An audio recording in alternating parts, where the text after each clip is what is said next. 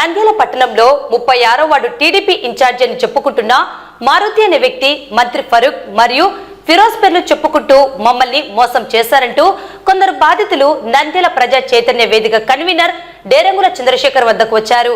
నేడు బాధితులు మీడియా సమావేశం నిర్వహించి మారుతి చేసిన అన్యాయాలను వెల్లడించారు.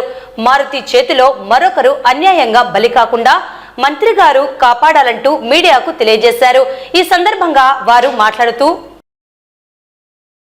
బండేతు మండలం ఎర్రగొండ్ల గ్రామం శ్రీరెడ్డి వెంకట సుబ్బారెడ్డిని నేను మారుతి ప్రసాద్ బాబు 6 సెంటర్ స్థలం తీసుకొని 6 లక్షల డబ్బులు తీసుకొని సొంతం నాదే పట్టా కొన్నానని చెప్పి తీసుకున్న తర్వాత 3 సంవత్సరాలకు ల్యాండ్ బయటపడింది, ఫేక్ డాక్యుమెంట్ బయటపడింది. అయినా పడిన తర్వాత స్థలం ఓనరు మా ఇంటికి పోయి నా వ్యక్తిగత విషయాలు కనుక్కొని ఈ సుబ్బారెడ్డి మంచోడా చెడ్డోడా అని కనుక్కొని ఎంక్వైరీ చేసి నా మీద కేసు పెట్టలేదు. కానీ ప్రసాద్ బాబు అనే వాడిని కేసు పెట్టి లోపల వేయించినాడు. కానీ ఎవరైనా వేయించాల్సిందే, స్థలం వాళ్ళది కాబట్టి వేయించాల్సిందే. స్థలం పక్కన ఇంట్లోనే అని కబ్జా చేసినాడు. వాళ్ళు ఏదో మార్కాపురమని మాకు అప్పు ఉండాడని మేము కొన్నామని చెప్పి నన్ను నమ్మించినాడు. 3 సంవత్సరాల డబ్బులు అడగంగా ఇవ్వకుండా పే చేయడం కూడా జరిగింది. జరిగిన తర్వాత అది వాళ్ళ స్థలం వాళ్ళు కనుక్కొని పేపర్కి వేసినారు. పేపర్ అయితే స్టేషన్ పోయి సీఏ నన్ను పిలిపినాడు. పంపించి సీఏ గారు చెప్పి పంపించింటే ఏం సార్ నాకు న్యాయం కాదు సార్, స్థలం వాళ్ళేమో మా కాలంలో కేసు పెట్టినారు, ఇదేం డబ్బులు తీసుకున్న పరిస్థితి ఏమంటే సీఏ కూడా కొంచెం ఉలగరా మాట్లాడినాడు. కానీ మా నేను రైతును కాబట్టి నాతో ఏం కాదు. మళ్ళీ నన్ను 2-3 సార్లు బెదిరించినాడు. బెదిరించిన తర్వాత స్థలం చేపించకుంటే వాళ్ళు ఇల్లు కోట్ చేసి నాకు డబ్బులు ఇవ్వకుండా బాండ్ రాయించినాడు.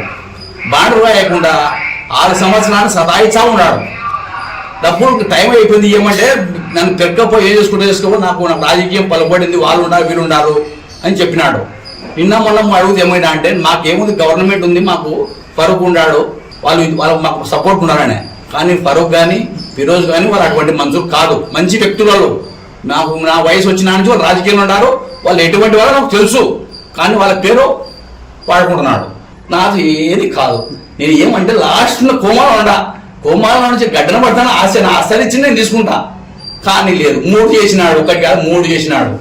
3 డెడ్వే వాడు చేసేదే నంద్యాలలో కనీసం అంటే 10 మంది దాకా బలైనారు. కానీ వాని భయంతో తట్టుకోలేక డబ్బులు పోతే వాని స్వామి చూడడానికి ప్రశాంతంగా ఉండాలి. ఎందుకంటే వాడు చేసేది 420 పని, కానీ పక్క వాళ్ళ పేరు చెప్పుకుని బతున్నాడు. నాకు 10 లక్షలు రావాలా, ఆ డబ్బులు నాకు ఇచ్చి చాలా మంచిది. ఇప్పుడు దానికి నాకు కొట్టాలని పిల్లలు నాకు కాదు, నేను చెంపోటు కొట్టలేను.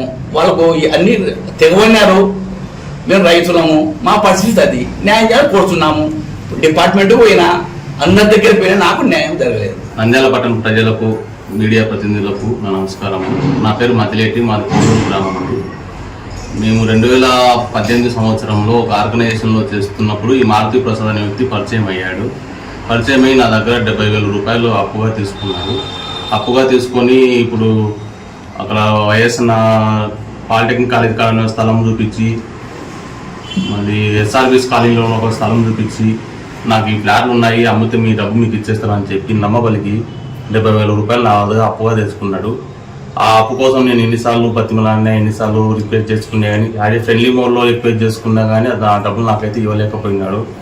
చివరిగా నాకు విసిగి చెంది 2014 సంవత్సరంలో అతను బైక్ తీసుకుని కొద్ది రోజులు కనీసం బైక్ కోసమైనా నా డబ్బులు నాకు ఇస్తాడేమని చెప్పి పెట్టుకున్నాను.